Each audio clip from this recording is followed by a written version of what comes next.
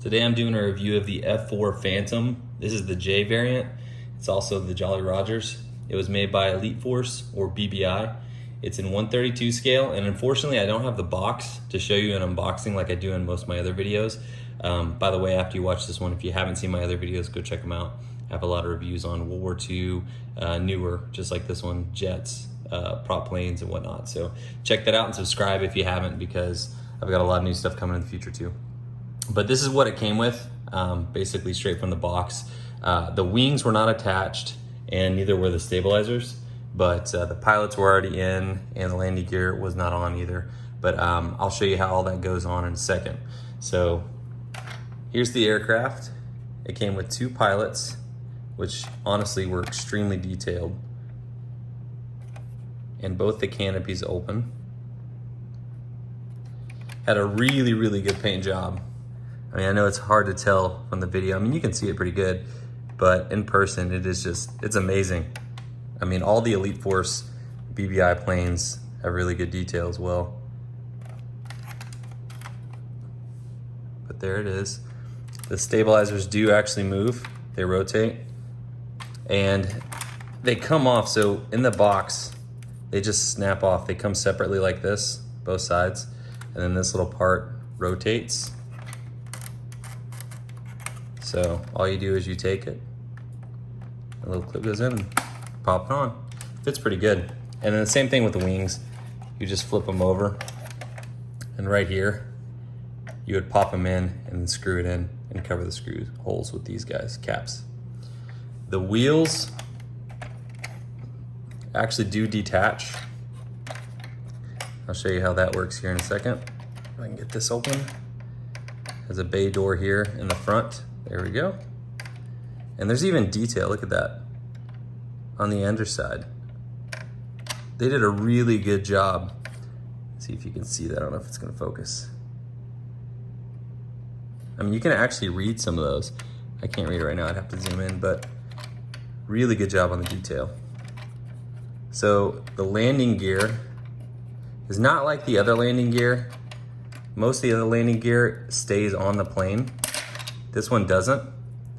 This one you just pop in. So if you wanted to remove the landing gear or have the plane look like it was flying without the landing gear, you wouldn't be able to close that spot off right there. That would be open. But here's what it looks like. It's pretty detailed. The wheels themselves are actually, they feel like a rubber, and they do spin freely, which is nice. But yeah, they're definitely a rubber. But you gotta be careful because this piece is pretty fragile. I'll show you how to put it back on here in a second. And then the rear landing gear, kind of the same thing. You just pop it out, and it can only go in one way. As you can tell, it has like a special fitting angle at the bottom, like a half circle or a moon. Oops. But there you go, a lot of detail. Tons of detail on this plane. I mean, honestly, like, this is probably one of my favorite as far as detail goes. The wheels also spin freely. I mean, it just feels pretty solid. It was made to be a toy, but more of a collectible toy. Unlike 21st century toys, Elite Force seemed to make better quality planes, but they could be more fragile. Like, for example, this piece right here. You gotta be careful or that can break. But overall, the quality is just, I mean, it's just amazing. I mean, look right here, the Jolly Rogers paint job. You have these little antennae here, I'm assuming. The quality of the paint is insane. If you know what these markings are, let me know. I think that was just the tail number, but now this plane was also on the Roosevelt. It's a Navy plane, but it came with the tail hook, of course, because it would land on aircraft carriers, and it does actually work. Goes up and down, and it feels solid too. Does not feel like it's gonna break. Some of the planes feel like, I mean, when you just move it down, it's gonna break. And then you can see some detail in there. I'm trying to get a good angle. So they definitely put detail in the engines, but they don't spin or anything like some of the planes. The flaps go down like this, and they move pretty freely. They don't really hold. They either go up or down. You can't do like a middle position like some of the planes. Then of course, whenever they land on the aircraft carrier, they would put the wings up for storage. But to get the wings down, you just pull it out, and then you hear a snap like that. That's normal, don't worry. And then this little piece, you pop it back in like that. And then that's how you do it. Same thing with the other side. I know it sounds like it's gonna break. Trust me, the first time I did it, I was like, did I just break it? But you don't. And there you go. The iconic curve. And then on the bottom, we also have speed brakes, I believe. If they're not, let me know. But they pop out like this. 1 and 2. And I want to show you the detail they even put on the back side of these. It's like a gray, I was trying to emulate, I guess, aluminum or metal.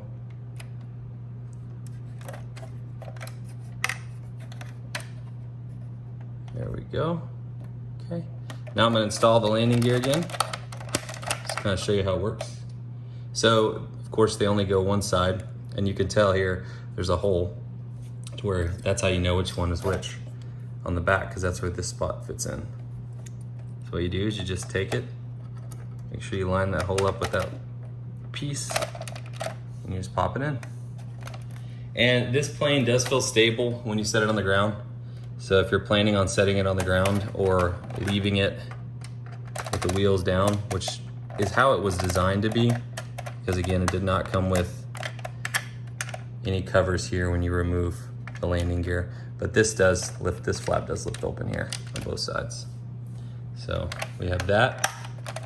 We're gonna install the front landing gear. This one you gotta be tricky with, because you see that hole right there? This piece does fit pretty tight in there. So make sure you're lining it up. And then when you get it lined up, you have to kind of push it down at the top like that. You don't want to push it down in the middle. And there we go. This plane is beautiful. This piece doesn't always want to stay up like that, so you're gonna have to just see how it kind of flops down. But I noticed if you squeeze it right in the middle, right there, it'll tend to want to stay up. If you were wondering, this is what it looks like with the landing gear up. Actually looks really good. I wish they included those covers.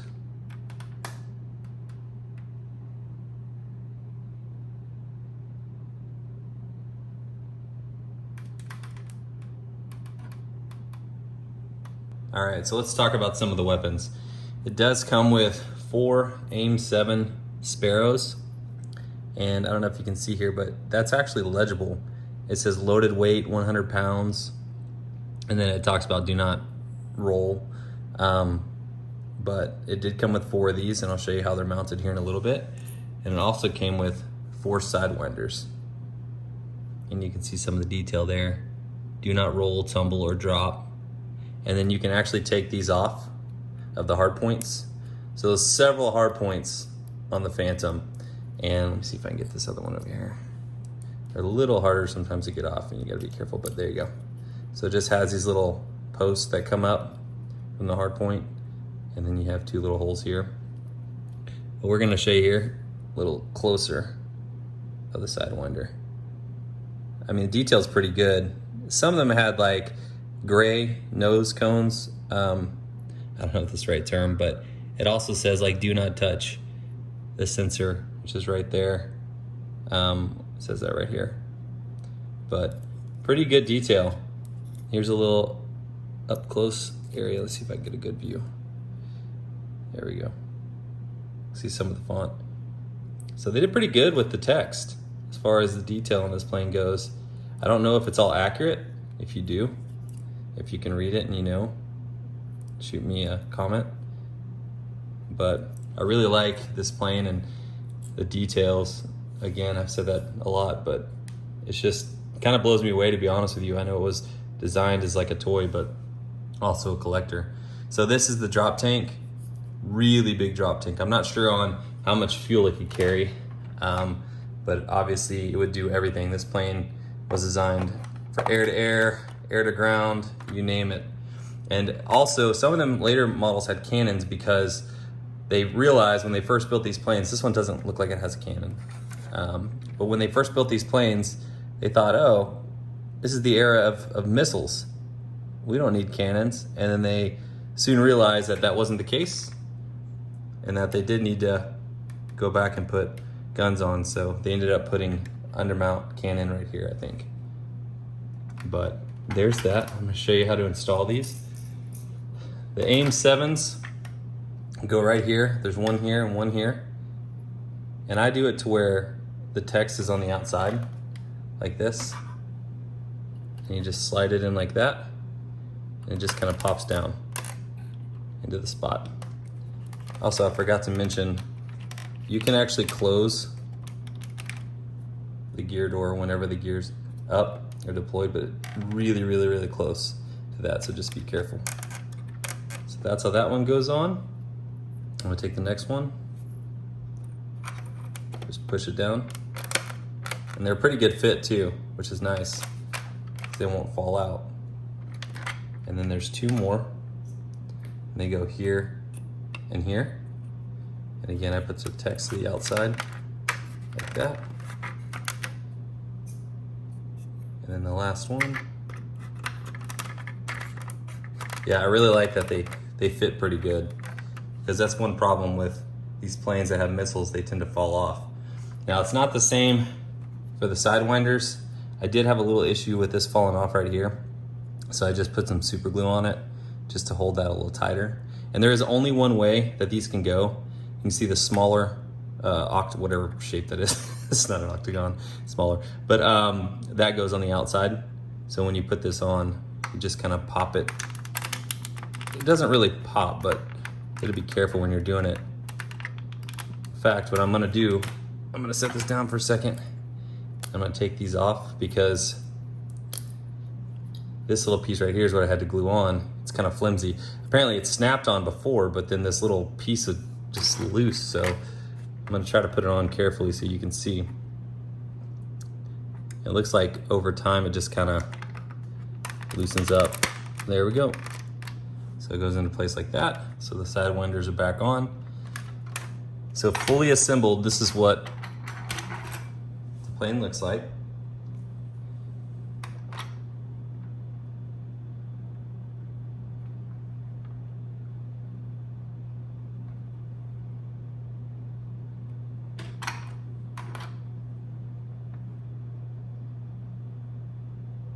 If you like the details, let me know.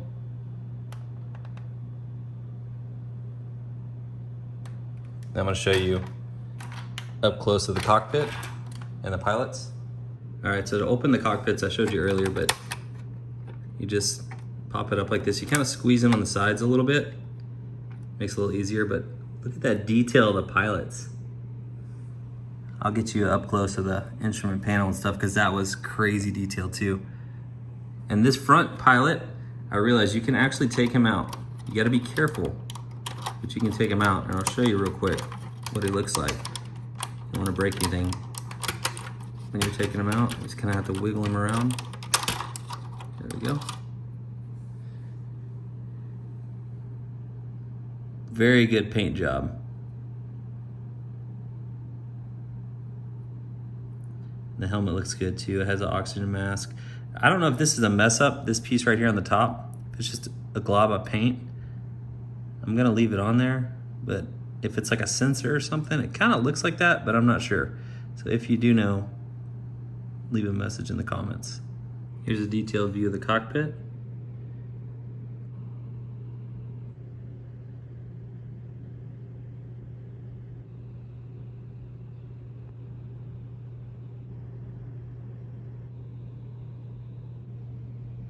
And there's the BBI logo. It looks like a serial number. As you can tell, I really like this plane. I mean, I review a lot of these and unbox a lot of these types of planes from 21st Century Toys, Elite Force, Merit. And this one, as far as details goes, is definitely one of my favorites. It does roll, if you're wondering. And it rolls pretty good. I mean, you wouldn't want to be doing that all the time. But there you have it.